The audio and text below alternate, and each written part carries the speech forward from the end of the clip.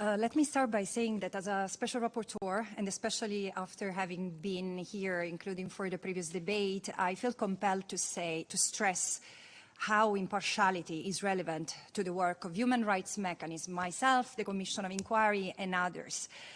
Impartiality requires acknowledging the fundamental asymmetry in power, resources, and intent between Israel and Palestine's action, and it cannot be invoked while blatantly ignoring the reality. And the horrible reality under our eyes is a consequence of it, and the reality of the international community ignoring it, failing to correct it. This year only, 22 Israelis and 183 Palestinians have been killed, and this sits on the shoulders of the occupying power, who refuses to withdraw its troops and to withdraw its colonial presence from the occupied Palestinian territory, over which, it's worth remembering, it has no sovereignty. The government of Israel regrettably declines requests to meet, to respond to issues of concerns, and to allow us, human rights mechanism, to visit the territory, over which, once again, it has no sovereignty. This violates fundamental obligations of a member state as laid out in the UN Charter.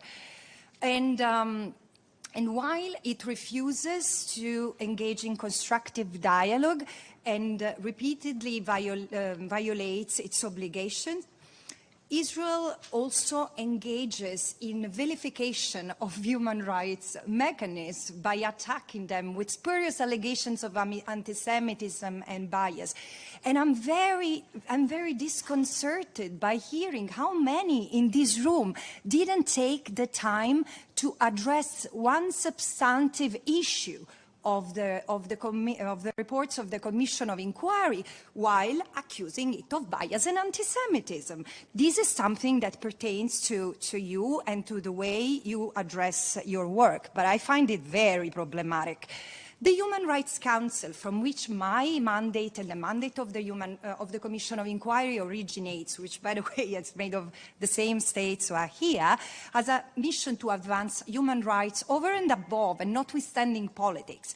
The focus of the Human Rights Council on the situation in Israel-Palestine is high. This is a fact, but this is a symptom of the UN failure to resolve a political question marked by profound imbalance and injustice in line with international law. And this is due to the paralysis of the UN Security Council. So let's invert the pyramid and then let's discuss it. And again, instead of engaging on these issues, I see that Israel loudly attempts to divert attention from the reality on the ground. I would like to use the time at my disposal to elaborate on some of the questions that were asked in the interest of time. I think that the report is quite clear on what is to be done. Please abide by the law. The law is crystal clear. This is not a situation where the special rapporteur is called upon setting the standards. The law is clear and is closer to power than to justice. And this is the result of a political setting. The other thing, the reality is fully documented. And again, we cannot push this false equivalence between the parties. One is the occupier and the other is the occupied. One is the colonizer and the other is the colonized. So what is needed to provoke this paradigm shift? Call spade a spade.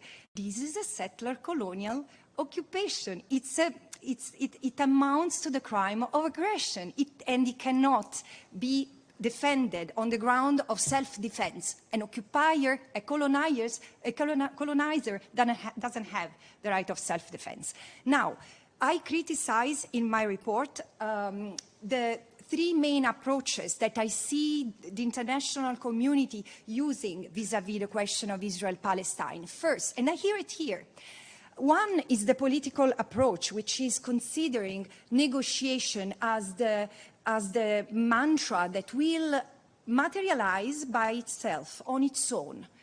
In order to have negotiations, you need to create the conditions. How you expect, those of you who have undergone colonization, have you been forced to negotiate the conditions of your liberations with your colonizers? No. And so why is this being asked to the Palestinians?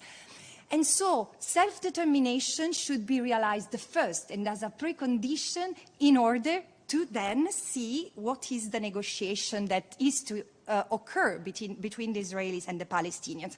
Second, a discussion that has taken place in recent years is the engagement to promote prosperity through development and economic growth. But how can growth and how can economic development mean anything to people who are deprived of their fundamental rights, who cannot take their kids to school safely, who cannot access a civil court in 55 years? Please ask the State of Israel, because I cannot do that myself, why it's displacing 1,200 Palestinians from Masafer Yatta, who are seeing, as I speak, their houses bulldozed, in order to have a firing zone? A firing zone. Israel has the right to train its soldiers in its own metropolitan territory, not in the territory over which it doesn't have sovereignty. So you see, it's all these distortions what pushed me to ask you to be honest, not to, to move away from this cognitive dissonance where you see the reality on the ground, but then you cannot stick to what is needed, application of international law. The UN Charter is clear. You don't need other human rights bodies telling you that. There are economic, political, diplomatic measures that are there to be taken. And you can consider doing that as an individual state, a regional state, pending the paralysis of the UN Security Council. And I also have another word of criticism for what I call humanitarianism, the way the question of Palestine over time, and not out of good intentions, I'm sure, has been transformed again from a political situation to resolve in line with international law into a permanent humanitarian crisis to manage. Humanitarian aid might be necessary, but is never a substitute for political solution and will. And so as a human rights lawyer, I can only say, international law is as valid as the will of states to enforce it. And I'm even 2 minutes and 20 seconds, so I have some other questions. So I called for a protective, yes, in the report I called for a protective presence. And it's not my idea, in fact. It has been proposed by the Secretary General in the case of the occupied Palestinian territory for more than 50 years, in fact.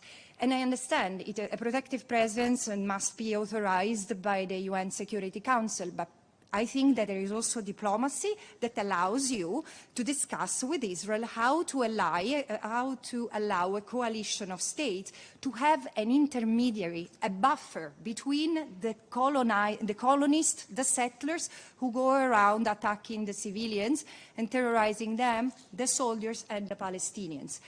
The challenges I face are many. But nothing compares to what the people on the ground face, primarily the Palestinians, but also the Israelis, because no one can dehumanize another people and not be dehumanized in turn. And no one can deliver the occupation in the violent way it is delivered without being corrupted, him or herself. So I'm profoundly disheartened by the current situation. And concerning accountability, if the killing of Shirin Abu Akleh, who's probably was the most renowned journalist and even an American citizen, and there have been investigations, it's clear who killed her, if even these cannot lead to accountability, do you understand the despair that is leading Palestinians to take the streets these days and to re-embrace armed struggles? And I would stop here. Thank you.